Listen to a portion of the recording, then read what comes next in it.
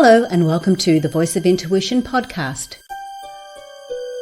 My name is Susan Jane and I believe that trusting your intuition is the best way to live your life with meaning and purpose. Each week you will hear about how you can connect, develop and trust your intuition through the wonderful array of guests we have on the show and my own personal experiences. Join me to understand how your intuition can guide you towards a life full of meaning and loving purpose.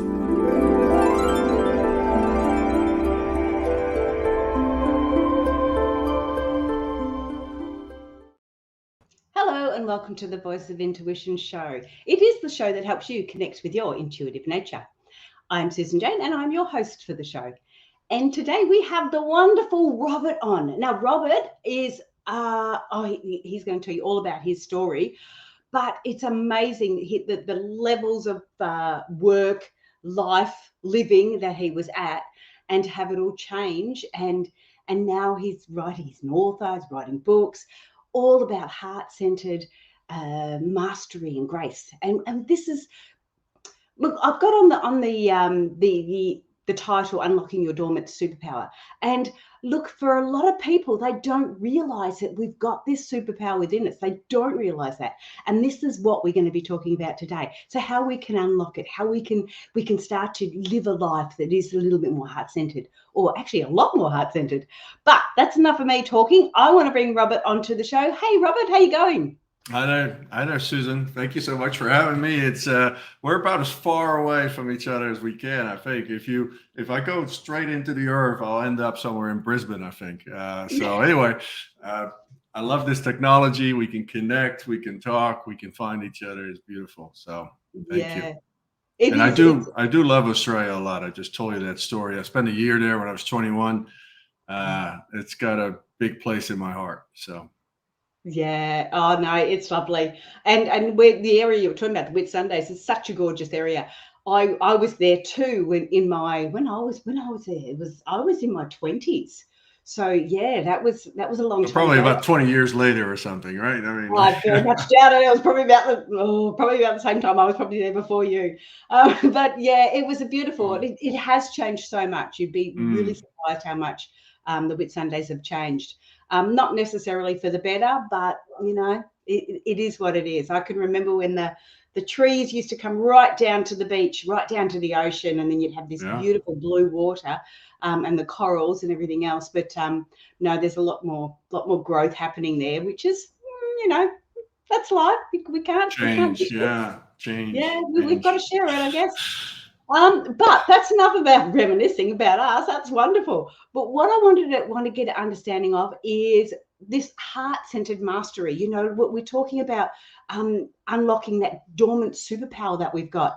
Now, you have experienced that. You have had that aha moment. You've had that that understanding of what it's like to live not that way, and then to live that way. But first of all, Robert, let's get a little bit more of an understanding of your story, your background, and how you got from where you were to where you are now. Right. And that actually ties into this intelligent to heart. So I kind of pursued, I mean, I was a little bit of a rebel and a traveler, and I sailed yachts and I was a journeyman tennis pro, and then I got into real estate in my mid-20s, and I really followed my father's path, which was a big-time CEO in Holland, and he was a businessman, and you know, that's how, as a man, you gain your worth by having prestige, having money, having success, and all those things. And so I did that in the country of where everybody pursues their dreams in the United States. I was a very competitive guy, and I was pretty good at it. So I went to night school, and then I went to Ivy League business school, and I joined GE Capital, and then I went into business for myself, and ever more money, bigger deals, bigger everything, bigger ego, I guess too.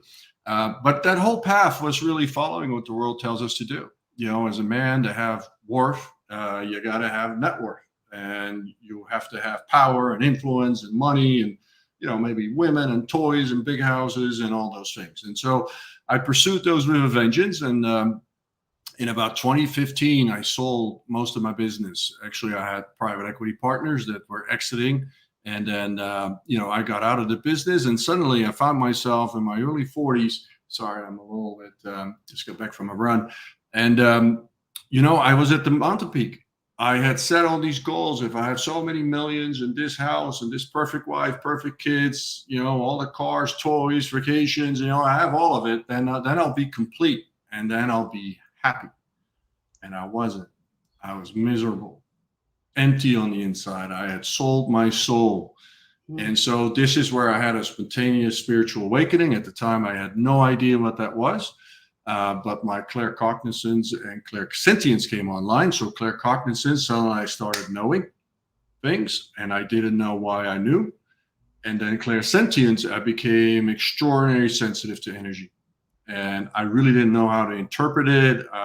This is in the lineage of on my maternal side, but I really didn't know what to do with it, because up to that point, I had been this straight-laced, masculine mind, just a driven, outwork, outpace, outgrind everybody, and leave a path of debris behind you, of carnage, and broken hearts and partners that you no longer needed and dismissed and all that stuff. So that was really where the shift kind of came. But it took a few years for me to understand this intelligence of the heart, what I call it. Can I ask you something before you go? Sorry, I didn't mean to jump in on your story, but when you're talking questions, and I'm going to start charging you. No, I mean, you can ask me anything, of course. I know, but I like you to say your story first so people know. But when you're talking about the clairsentience and claircognizance, now you've said them very, very almost blasé, like everybody knows what they are. And you have explained them a little bit, but could you just go a little bit deeper into that, Robert? Because how do you go from not knowing anything to all of a sudden I've got clairsentience and claircognizance? How did that all come about? Because people will experience that. All right. So there's a couple of things to this story. First of all, my mother was an astrologist and a graphologist. And so I had in my teens some exposure to spirituality. My mother was, took me to doctors that read my auras. And we're talking back in the 80s, when this stuff was crazy. I mean, everybody around me, all my friends were like, your mom is like, she's lost it. But I thought it was really interesting. And so my grandfather had been clairvoyant. My mother is very clairsentient as well. And so she already had some of these things, and she used that in her astrology practice. So I was familiar with it. But I used it in business in hindsight because, I was a really gifted, what they call rainmaker, because I always had this ability to tune into people's frequency. And then you can basically sell sand in the desert. And I utilized that skill in business big time. I mean, it was very helpful. I just did it unconsciously. Now, when this talent or this ability came online, it was really just a profound spiritual awakening that I went through. My whole body, everything just shook on its axis, and it woke all kinds of stuff up in me. And the truth serum got dropped in, is what I call when we are awakening. And this is something that the universe divinely orchestrates when we're ready.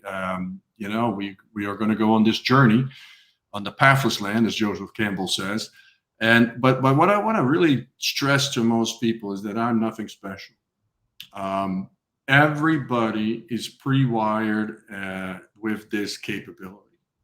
Every human being, for most people, it's dormant, but everybody has these extra sensory capabilities, and could be seeing energy, feeling energy. It could be claircognizance, which is a way of precognition. I just know things. I don't have a rational explanation for it, but that's because the heart is a center of intelligence that is supra-rational in nature. And so there's actually neurons in our heart, but you got to imagine that this entire universe is made out of energy. Energy is light, and light is information. And so this entire universe is intelligence. And there's intelligence, and everything that has ever happened, will ever happen, can potentially ever happen, is already in existence in unmanifested form. And this is intelligence. And so with our heart, we have a portal to access that intelligence. And the language of the heart is intuiting, feeling, sensing, and direct knowing. And so this is how we basically tap into this intelligence of our heart. And I call this the whispers inside. Now, our ego tends to be very loud. It's really based on our experience in our life and what the world tells us and what belief systems we have. And maybe there's religious, programming in there as well, that what you should and should not do and all these things. And so our mind is quite loud. Our heart is more subtle. It's more a little sense, a feeling, an intuition. I call them whispers. And, our soul also works with us, or this heart intelligence, through our body. So the emotions we feel, especially in our gut region, right? We know when something is off for us. We know when something is right for us. And this can be picking a life partner, or picking the right car, or which house you should buy. If you have 3 houses you're thinking about, all of this is the intelligence of the heart that whispers to you. It's your inner GPS. And we can all learn this. We all have this capability. Absolutely. Totally agree with you there. But I have to say something. You did not give me the rest of your story. Well, what part of the story would you like? Okay. So you said in 2015 you had your aha moment. You had that Right. change, and the truth serum dropped into you. What happened then? What were the changes that took place? What did you do? How did you get to where you are now? Okay. Where are you now? Okay. Well, and I wrote a book about it, Never Enoughitis. Excuse me if I use this word, but it's never fucking enough. I mean, that was my disease. It was never enough. I couldn't fill this void no matter what I tried to pursue or gain in the outside world. So in 2015, I'm at this place, what I just described, and I really felt depressed. I felt lonely. I felt disillusioned because everything I ever believed was going to make me happy, it didn't really turn out. And I had actually sold my soul getting there. I played in the highest echelons of business. And what happens there behind the curtain is not something that is pretty. And I was part of that. I was part of that system. I was a cog in that machinery, and it really tarnished my soul. And that I really, I got lost in that world. I got lost in power. I got lost in money. My integrity I violated my integrity. I cheated on my wife. I was not a man to be very proud of. Even though the world on the outside was applauding it, on the inside, this was a broke man in my view. And so I went on this journey of pursuing, basically knowing myself and understanding, like, the world. There's got to be more to this world than moving decimals around on a spreadsheet and making my shareholders richer and filling my pockets along the way. I just got this feeling like this cannot be the only thing that life is all about. And so I started reading all the major wisdom traditions, and I started reading Krishnamurti, I started reading about the great spirit, indigenous cultures, and I became a certified yoga teacher because I figured the Upanishads and Patanjali was interesting, and so I just started accumulating all this knowledge. And I started synthesizing and integrating it. And in the meantime, the universe was kind of stripping my life naked. I was still doing some business, but it wasn't going that great because my heart wasn't in it. And then finally in 2017, I really had a seismic shift in my life. My father passed away, and I still had quite a bit of wound towards him that had driven me to all these successes because I wanted him to see me so much. And then I got divorced, and then I had a hurricane wipe out a business. And so by the end of 2017, I was stripped naked. I was on the edge of bankruptcy. I was wondering how I was going to pay for this financial settlement that is based on your prior past. But, I just lost the money in this hurricane, and the business got wiped out, and I had a personal guarantee tied to it. And so the universe brought me to my knees. And then I went into therapy. I finally kind of surrendered to this notion that, I need some help. And really, I think from that moment forward, a lot of things started opening up for me. But mainly because the universe just stripped me naked, and, crisis, catastrophe, calamity, These are divine gifts wrapped in sandpaper, I call them. We get to this crucible in life, and that could be a divorce or a financial crisis, or it could be a kid that gets sick, or your own health, that something happens. And when we get to these moments, these kind of pivotal moments in our life, it's really nothing being done to us. It's really just an opportunity for us to, really choose to go learn our lessons and go to a different timeline. And I think around 2017, 2018, that really opened up. And then, this knowledge became more and more embodied, and really started making a lot of changes in my life. And then I finally found this calling that, there's a lot of guys like me that have been very successful and now feel empty. And, there's a reason why I went through this whole trajectory. Yeah. And so now there's something that I can share that I think is more valuable than me going back in the business world and just go make money again. And so these days I am a regenerative capitalism advisor, because I think, we have a lot of things we need to change in the world. And I do subscribe to a form of spirituality, which is really rooted in the real world. I'm not so much, I think it's beautiful that there's monks that sit on a mountain and sing Om all day long. But to me, that's not what life is about. To me, we're here in this earthly realm to play around and be, to find our own power and to step in our full potential and to live life in relationships, doing things like businesses, building, creating beautiful things, creating a beautiful life for ourselves, but to be in the world, to express ourselves as a spiritual poet while we're living in the world among people, doing all the usual things that humans do. And absolutely. I totally agree. And I've said the same too about, like when we talk about meditation or the spiritual changes. Yeah, sure. Go and sit up in a cave in the mountains and sit up there and do your meditation. But you're not actually bringing that into the real world, because that is not your real world. If that's where you choose to be, then don't choose to come back into it and stay there. But we need to learn these skills like you've done, that we can then utilize them in the world, in how we're supposed to be, how it's supposed to look. But one of the things you said, Robert, which was really, really, it really it resonated with me. That's the word I'm looking for, was when you said your heart wasn't in it when you were working.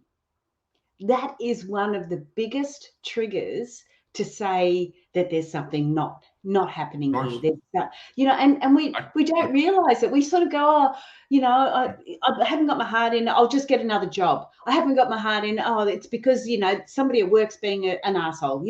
I haven't got my heart in it because of this, because of that, but the reality is you haven't got your heart in it. Change needs to be made when you start feeling that. 100%. Yeah. And I was reluctant, because you got to imagine I was very, very successful at what I did. I made a lot of money. I got a lot of applause, a lot of fame in my little circles. I was kind of a player. I was the man. I was the guy, and a lot of fancy ties, all that kind of stuff. And then, I kind of slowed down, and then I was really, wrestling, grappling. What is this awakening? Why am I feeling like this? But I couldn't do it anymore. And I remember, like in 2016, I kind of, my ego was negotiating with me, and it was like, well, maybe you just need to do more deals and make a little bit more money. Maybe it's just not enough.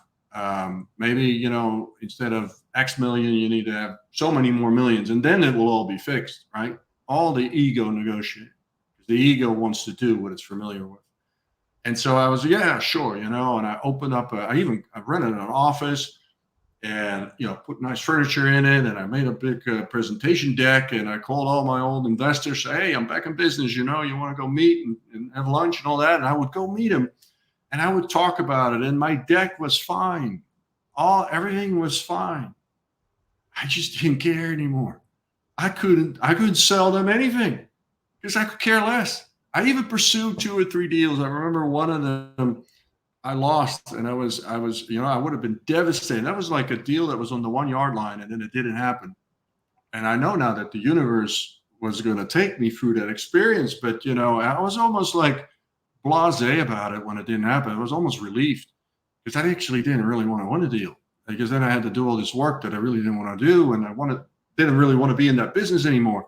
So it was so conflicting on the inside that I told one of my investors actually noticed. He said, Robert, are you sure you really want to do this? You just don't really seem like you used to. And I kind of looked at him, and this was someone that I respected on a personal level too. And I said, I really don't want to do this. No, I'm just not interested in it anymore. And he basically said, well, let's be friends and go find something to do that you think is fun, and that's really what kind of came next. But it took a while before I found what I thought was fun. But this is all part of the process. My heart was I couldn't do it anymore. The genie was out of the bottle, and I couldn't go back to that world because I had exhausted that movie scene in my life. It was fully milked. There wasn't a drop left in that. I'd seen all that I needed to see for my personal evolution as a soul and where I was going. There was a very good reason why I had to have that episode, that experience, why I needed to learn and see that and be in that world and get lost in that world as a man on all levels. Yeah. Because now that gave me the ability to rise above it. And now I can share this in books, when I speak, when I work with people one-on-one. And all of it had to be exactly the way it was. Absolutely. Because that's funnily enough, those hard times, those areas that you go through, that's what gives you the credibility. It's not a piece of paper. It's not, I can do this and I can do that. You've lived it. You've got the lived experience for it, which makes it so much, and I don't mean to say better, because I know that's not easy for you. And just to even, come forward and say the issues that you've gone through, it's a challenge to start with, but it is better for your connecting. You can connect with people. You can get an understanding of it. You've lived it. You're not getting it out of a book and saying, well, this has happened to you, so this is how you should be feeling. It's like, no, this has happened to you. This is what I went through. Will that help you? And it is so nice because it's empowering for the man as well, or empowering for the person. I shouldn't say the man, empowering for the person that you're helping. Before you go any further, I just wondered, I've got on the ticker tape there that your book called Never Enough-itis. Right. Is that was my first book, yeah. And when I published it, someone said, never enough it is. And I said, no, it's never enough-itis. And then I was like, never enough it is. That works too. So it does. So actually, I don't care how you say it, but it's never enough-itis. It was like the disease of never enough, which is really, as a society, as a Western society, this is what we grapple with. Is like we work ourselves to death. We're stressed out of our mind. We sacrifice our health, our well-being, our time with loved ones, and all these things for what? For more. Never enough. And this is because there's a lot of people that want to sell us a lot of products. And absolutely. A lot of these products we don't really need. No, that's or we can drive a car. These cars can drive 10 years. Why do we need to change it after 2 years and get the new model? Like, for what? These things drive 10 years or 15 if you take good care of it, right? I mean, there's so many things that, fashion and then, all this stuff, like, you don't need that. I don't need a new pair of jeans every year. I don't go, I'm not that rough on my jeans, But it is, and the other aspect behind it, Robert, is why are you purchasing them? Are you purchasing them, and I don't mean you personally, but are you purchasing them for, is it ego-based, or is it the fact that, hey, you need a new pair of jeans? Because these ones are falling out. They've got holes in them, although that's the trend sometimes. I know, exactly. Yeah. So that was my first book, and the first book is really kind of my rise, to the peak of the mountain. And I described that in a lot of color, and also some of the dark side of that and what was driving me. And then I kind of described, the fall, kind of the train wreck in slow motion, where all of that was starting to come apart, and how my marriage came apart, and my relationship, and how I just kind of drifted away in this world of greed and power and money and women and fast cars, so to speak, and bad habits. Let's put it that way. And it was a degradation of sorts. And then I hit rock bottom, and then I describe in the third part, these spiritual tools that I found, and that got me kind of initially out of this rabbit hole of despair and depression, and even being borderline suicidal. So, I mean, I went dark. I went really, really, because my whole life fell apart. Everything I thought I was, because I identified with the money, identified with the power, identified with being this important guy. Well, your ego did, yeah. Well, yeah. I mean, that person of me that I identified with, right? Yeah, absolutely. Yeah. And so when that collapses, that whole ego structure just pulverizes. Yeah. And, absolutely. It was an excruciating experience, but I had to go through it, because otherwise I wouldn't have never gotten to the other side of that. Absolutely, yeah. So you said there was a couple of tools that you used to help you get through that. Can you explain just a couple of those a little briefly? Yeah. So I think the biggest one for me has always been this intelligent heart, and it's an important subject, because there's a lot of talk about polarity, masculine, feminine, and that's actually part of Love and Truth, because it is the principal polarity in the universe. And there are certain aspects of the masculine. I'm not talking men, women, by the way. I'm talking energies. I'm talking masculine, feminine energies. But the intelligent heart is really the feminine intelligence in us, and the masculine is our head. And so this is very linear, and this is non-linear. This is logical. This is spatial. It can just go in all directions and hold 5 opinions at the same time. Where in our mind, our masculine is narrow, it's focused, it's linear, it's directional. And, this is very helpful when you're pursuing certain things. But actually navigating life is complex. And the complexity of life cannot be grasped by our masculine mind, by our rational mind. But our feminine intelligence and this sense of intuition, this tapping into this universe to almost get, to see around what's around the corner, to get this information, these senses, these hunches, these, indicators within us where we should go.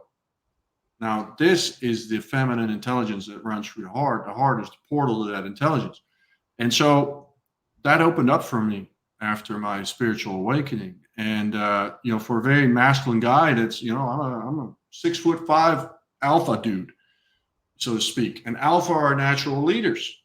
But my heart was so closed. I mean, there was a moat around my heart. I couldn't feel anything. I was just all mechanical and just go.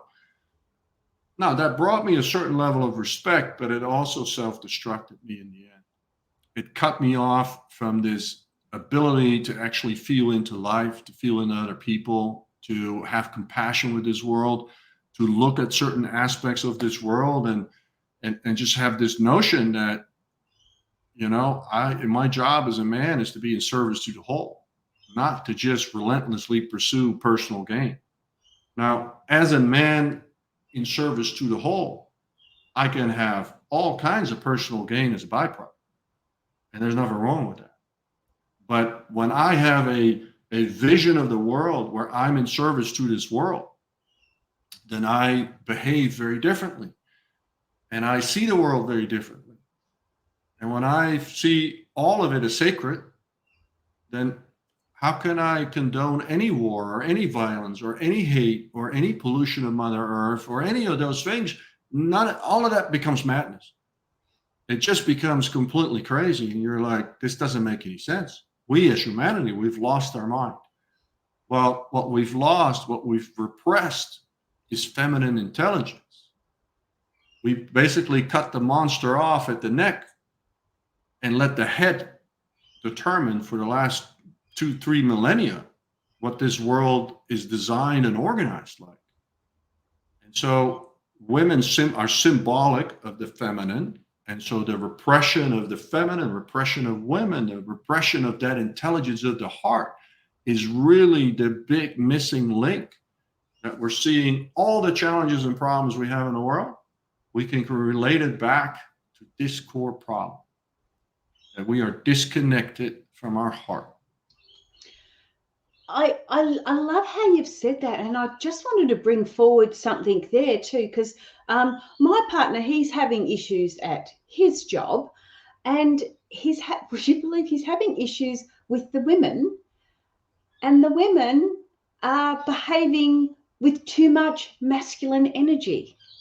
And it's almost like that pendulum has swung from women being oppressed all the way to the other side, where they're almost, and this is just general, so I'm not talking about all women, obviously, but I can see these women again, just like you're saying, they're not attached to their heart. So they're of a feminine nature, but they're not having that feminine energy in that they're not attached to their heart. And if you want me to, I mean, I love this subject. I coach a lot of women on this. This might not make me very popular in some circles, but listen, the history of the feminist movement is actually in World War II. And this wasn't because they really wanted to liberate women, but they needed women to actually work in the factories so they can make munitions, because a lot of the manpower was in Europe or Asia fighting these wars. Yes. And so this is how women were originally recruited into the workforce on, on large scale, right? Yes, correct. And then a whole feminist movement ensued. And of course, there was burning your bras in the 60s, and there was these equal rights and all these things. And I'm not saying there shouldn't be equal rights, not at all. But here's the thing. At the very core of a feminist movement is a seeking of a validation or recognition from the masculine that I'm equal. Yes. So within the feminist movement, I'm going to compete with you and show that I'm just as good. In fact, I might even be better than you. Mm-hmm. Now, you're doing that because you want to be validated or recognized by the masculine. Now, and here's the thing, and I know by now some people want to, fire bullets at me, but here's the beautiful thing. Now, sovereign femininity, you don't need any validation or any recognition for your worth from anyone. You just are. You just do it. Absolutely. You are worthy. Not because a man says you're equal, or a man passes a law, or a man says you can do the job just as. No, you don't need his. You don't need nothing from him. Absolutely. Other than just general respect, love, and compassion, we all need to be seen, heard, and loved. Men and women equal. But sovereign woman, a sovereign feminine woman, is in her power. She doesn't need anybody to tell her she's equal. It doesn't matter if the laws are not saying that yet, although in most Western countries, the laws are pretty much leveled out. Yeah. But the thing is, as long as you're seeking validation and recognition from the masculine to be whole or complete or equal or whatever, you're not, you don't see it. Exactly. 100%. I've just seen so many women go up the corporate ladder, but to do that, they've got to bring up so much of that masculine energy to feel that they've got to compete with it on that level, instead of allowing and honestly, they don't have to. No, you do. We all have masculine and feminine energy with it. And you have to have that balance. Like you explained in your story, you got so much masculine energy, and that's what you're operating on. And it isn't until you go, well, hang on, there's the whole nother world out there with the heart center. And then we have the women on the opposite side that are all heart centered and not doing everything with the heart and not using the brain at all. And this subject is very, very deep. I mean, I can bring it into Tantra and other things. I will tell you this, though. The 40 days in the desert of Jesus was actually his rebirth or his true resurrection, which was actually an integration of the masculine and feminine inside. Now, when that happens to a man, he actually becomes more masculine. Yes. So I had a lot of alpha energy, which is just a natural leader type of energy. I was always the captain of my team. I was always the one, I just have that. It's not good or bad. It doesn't mean that beta men or gamma men are not valuable. No, and you certainly don't want to have 100% alpha guys, because that would be a disaster. They're fighting with each other all the time, right? But you need a few in the world, right? So they have a purpose, just like in nature, and maybe 5 or 10% of men are a true alpha man. And there's also alpha women. These are the women they're just wired to build empires. It comes easy to them. It doesn't wear them out. They don't have adrenal fatigue. They don't have thyroids that are like, way off. They just comes natural to them. They're alpha women. They're just wired to do that. And we're not all wired the same way. And the general man or masculine man, once he integrates this feminine, meaning his heart comes online, his feeling, his intuition, his compassion, his ability to sense into the world and take that information in without his inner order being disturbed even one iota, because that's part of the masculine, right? We get eye of the hurricane. When everything goes to shit, we have inner order, chaos in the outside world. Now, a man that can do that and feel the world, now that man is in his true power. Yeah. Because he can feel. Absolutely. And there's intelligence in feeling, is what I'm saying. Absolutely. There is an enormous amount of intelligence in feeling. Imagine you're the CEO of an organization and you just walk into a boardroom. And instead of everybody holding their bullshit story, because they're going to give you bullshit stories, because that's what people do to the leader. They're going to tell you what they think you want to hear.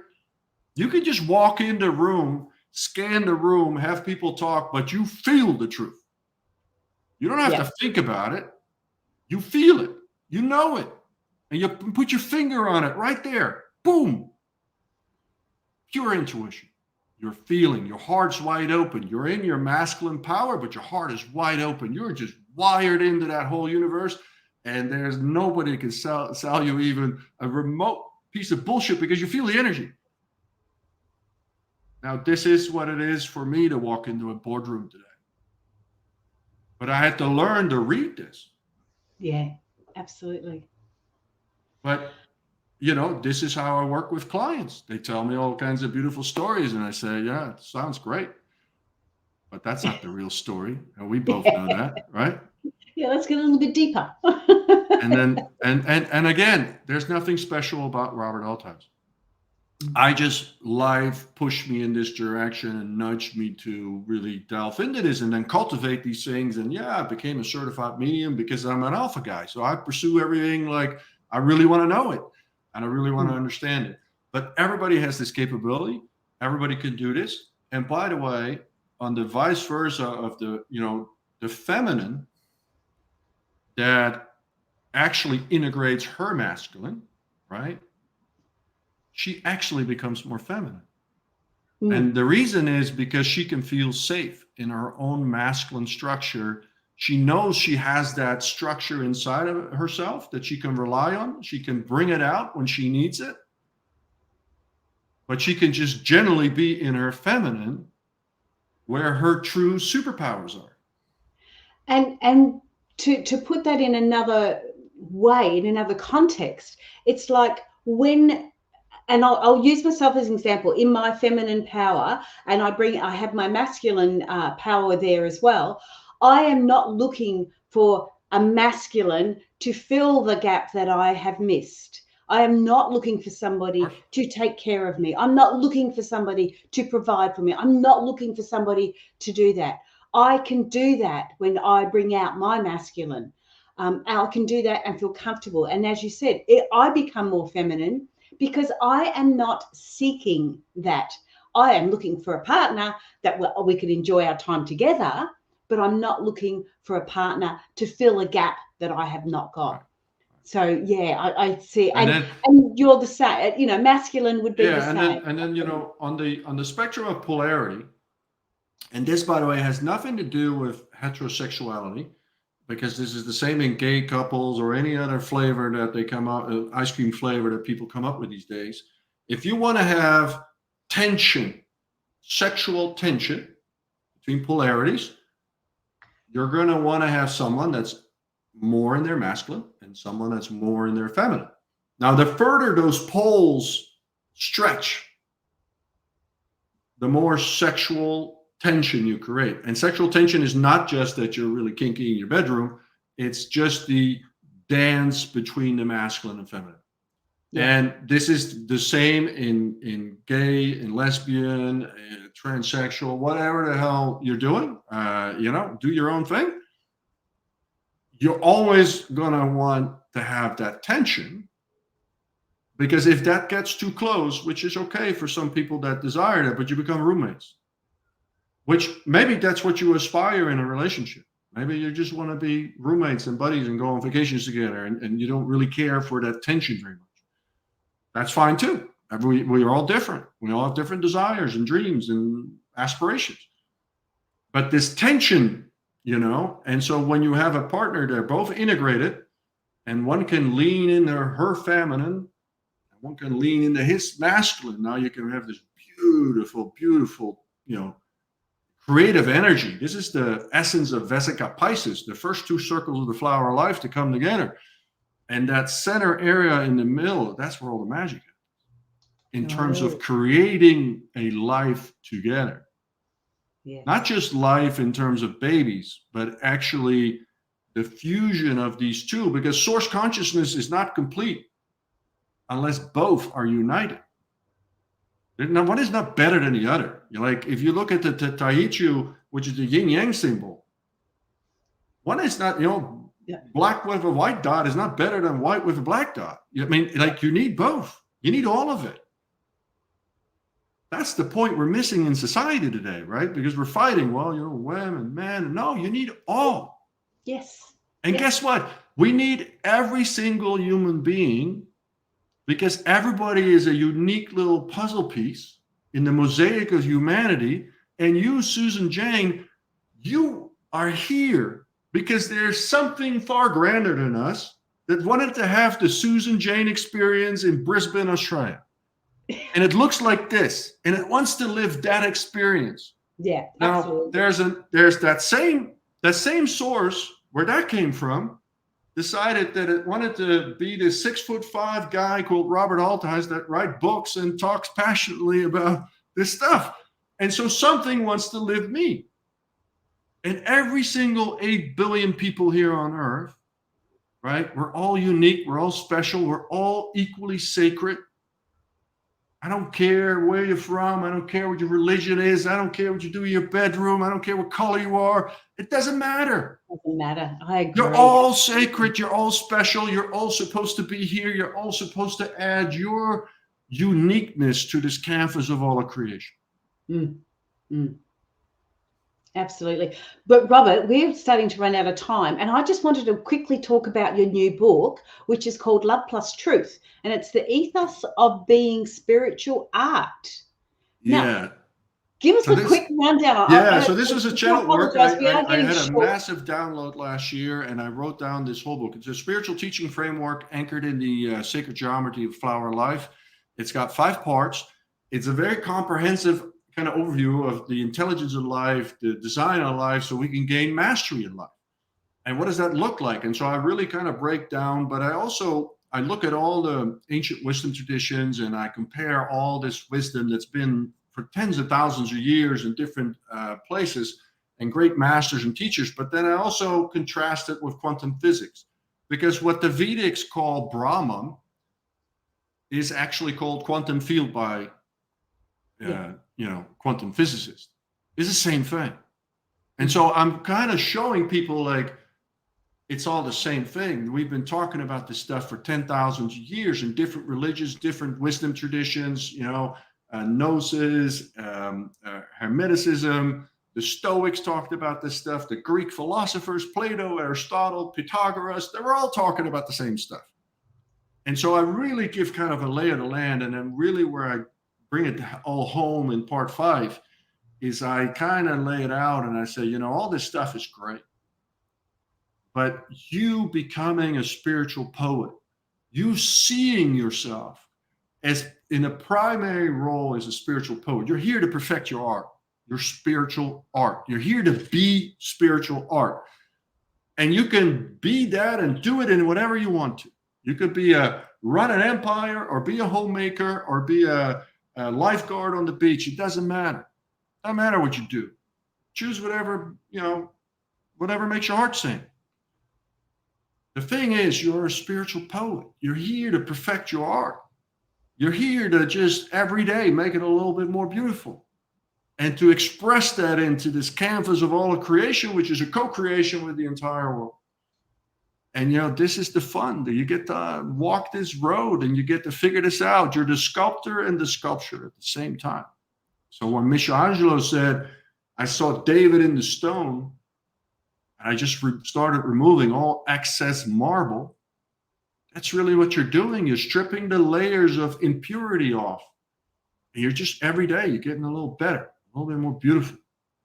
And you're, if you want to think about this thread of consciousness that runs through your Atman as a tuning fork, so when that tuning fork gets a higher vibration, now you're actually sharing that with the world. Now, not only will that get everything that's in resonance with that higher vibration into your life, so now you're creating a more beautiful life for yourself, you are actually projecting this into the universe. And every frequency, every vibration, every word, every action, every feeling you have lives on forever in the universe. And so it is for every person. This is why the universe is expanding the way it is, at speeds beyond our wildest imagination. Well, imagine that every experience, every potentiality, every thought, every action, everything is like recorded. It's added to the universe. So it must expand because there's over 100,000 galaxies in our universe alone. For all we know, there are more universes. This thing is enormous. And we just get to play in this.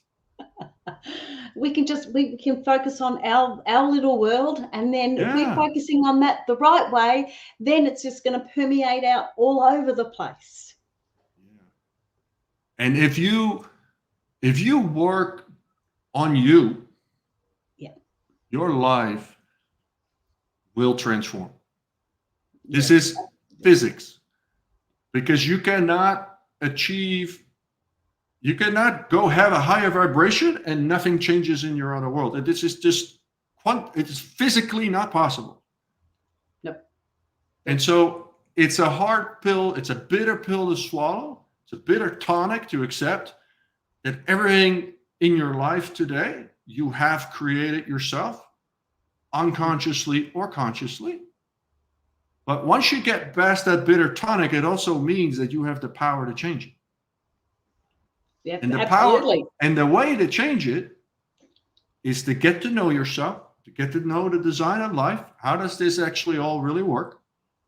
And then what can I do inside of me in my inner world? And your outer world cannot help but change. Yeah, absolutely. Look, Robert, I have to be rude and say we have run out of time.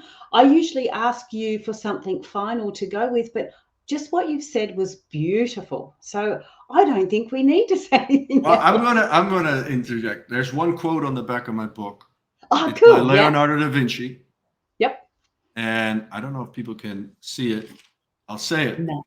Art is never finished, only abandoned. Don't abandon yourself. You're a piece of art. Wow. Never, ever abandon yourself. No. Because none of us are ever finished. Mm. We're all just a work in progress. We're all just getting a little better every day. Just don't abandon yourself. Right. We have to remember that. Thank you so much for being on the show, Robert. Thank you. I enjoyed it. It was great. Yeah, stay there. I'll chat with you in a minute. I've got to take you off, and we have to say our goodbyes. If I don't say our goodbyes, I run out of time. Jump onto the website and have a look. It's all down there in the description for you, and have a look at the book too. Love Plus. Oh my goodness, I've forgotten what the words. Hang on, let me go and have a look over here. It is, where's his book? I've got all the details over here. It is Love Plus Health, I'm pretty sure.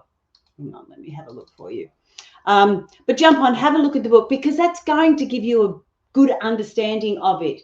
And it is called, hang on, look at me. I should have known this off by heart. Love Plus Truth, not Love Plus Health. Love Plus Truth, of course. I should have put Robert back on so he could have said it, but we're running out of time. Okay, guys, like, share, subscribe to the podcast. Thank you so much for listening. I hope you all enjoyed it, and jump onto the website again, have a look. I have got a quiz out now to discover what your intuitive nature is, your strongest intuitive nature, how you receive those intuitive messages, and how we can actually balance them all out so we can start to receive them in all different ways. That is on the website intuitivenature.com.au, Australian business. And I will say bye for now because we run out of time. Okay, guys, have a great week. Bye for now.